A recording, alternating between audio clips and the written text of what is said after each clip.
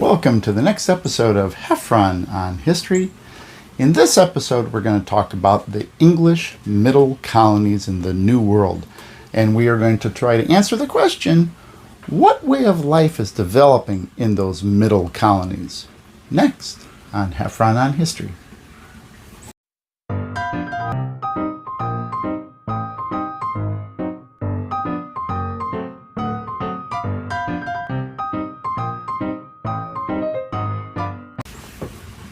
Okay, so we like to look at the stories of history by looking at some of the details of history.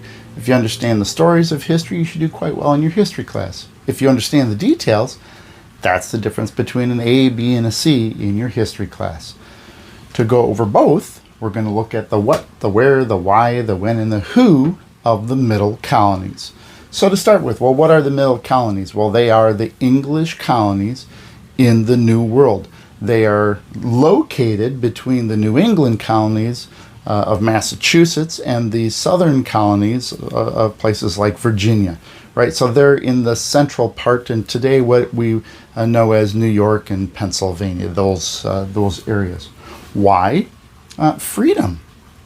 People are going to the middle colonies because there is freedom of religion, there is freedom of ethnicity, there is freedom of way of life.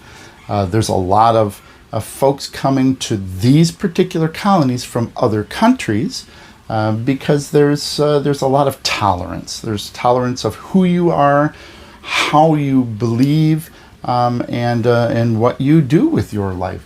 When this is in the 1600s, and who?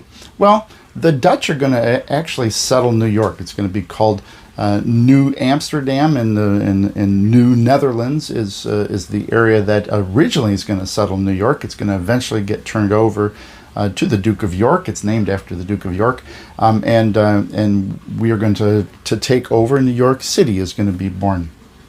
William Penn is going to get a charter from the king, and he's going to create a colony predominantly for the Quaker religion.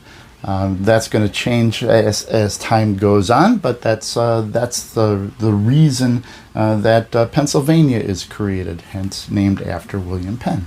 So we'll get into some of the more details in a second here. The middle colonies.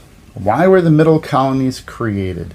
The middle colonies, which today are the states of New York and New Jersey and Delaware and Pennsylvania, are created for a couple different reasons.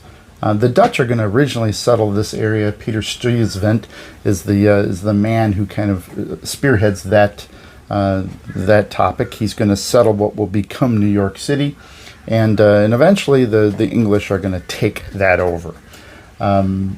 William Penn is going to get a charter from the king to create the colony of Pennsylvania.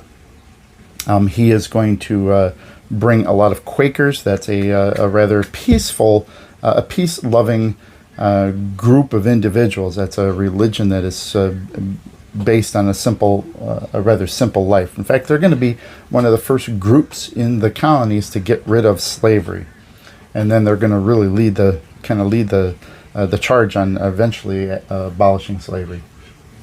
These are areas where there are some big cities that are going to grow up.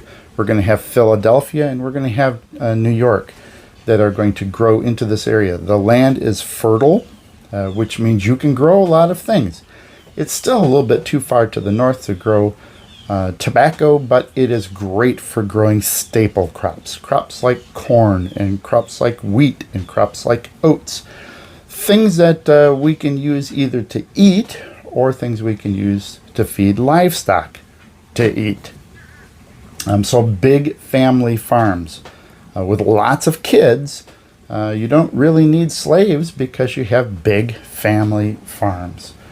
These are self-governing colonies. They have obviously to answer to the king, but they're kind of making laws on their own, and they're taking care of themselves. And that is kind of the idea of the middle colonies. Kind of the big things here is we are going to kind of do things our way.